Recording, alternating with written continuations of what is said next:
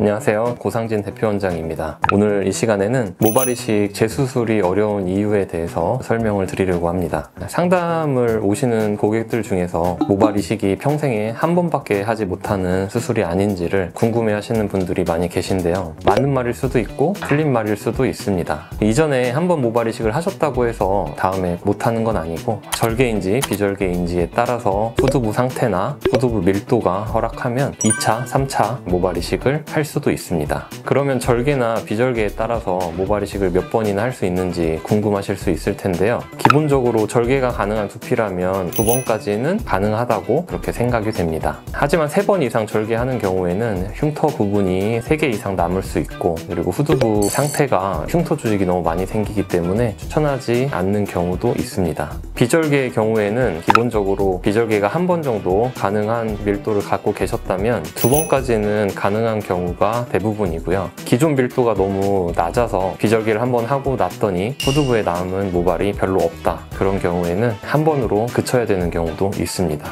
따라서 모발 이식을 한 번밖에 못 하는지 2번, 3번 할 수 있는지 여부를 판단하는 것은 1차 모발 이식을 하고 난 다음에 후두부 상태에 따라서 결정된다고 할 수 있겠습니다. 그러면 모발 이식을 재수술을 원하시는 분들 중에서 이제 모발 이식이 잘 안 된 분들이 있는데요. 대표적인 모발 이식 실패 케이스를 말씀드리겠습니다. 첫 번째는 생착을 실패한 경우입니다. 2,000모, 3,000모 이렇게 많은 모수를 이식을 해 두었더라도 생착이 되지 않아서 남은 모발이 별로 없는 경우인데요. 기본적으로 이식한 지 1년 이상 지난 시점에서 판단을 하게 됩니다. 1년이 지났는데도 심은 모발이 나오지 않는다면 생착이 실패했다고 볼 수 있습니다.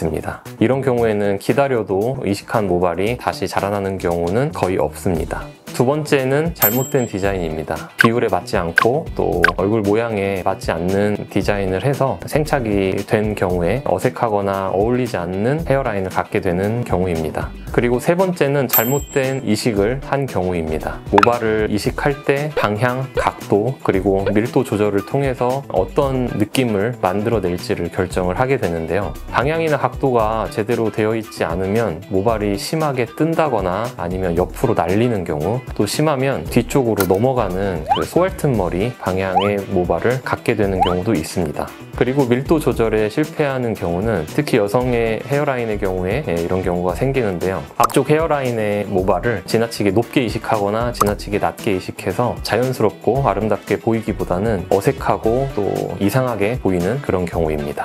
단순히 밀도가 낮아져 있다면 사이사이에 밀도를 높여서 이식하는 방법으로 밀도만 높여 놓을 수 있겠지만, 밀도 조절이 잘못된 경우에는 아예 헤어라인을 다시 만들어서 다시 이식을 하게 되는 경우도 있습니다.